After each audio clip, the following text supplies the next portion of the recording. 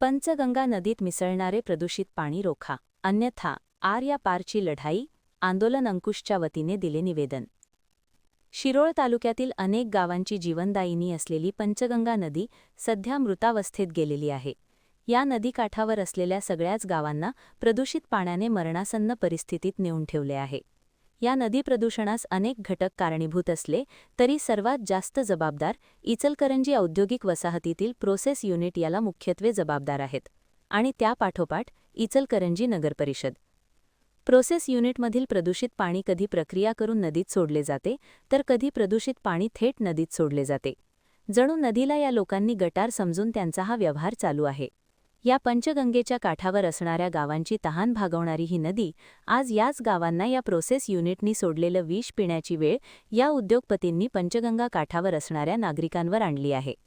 आत्तापर्यंत अनेकदा याबाबत आंदोलने झाली, शासकीय उपाययोजना झाल्या, आश्वासनाचे गाजर दाखवले गेले, प्रदूषित पाण्यावर प्रक्रिया करणारे प्रकल्प उभा राहिले, प्रदूषण मंडळाने कारवाईचे कागदी घोडे नाचवले, पण आजपर्यंत प्रदूषण काही थांबलेले नाही.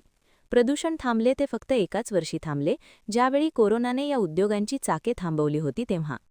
गेल्या 20 वर्षात प्रशासनाला पंचगंगा प्रदूषणास कोणते घटक कारणीभूत आहेत हे ठरवता आले नव्हते, ते या कोरोनाने कोण जबाबदार आहे हे सिद्ध करून दाखवले.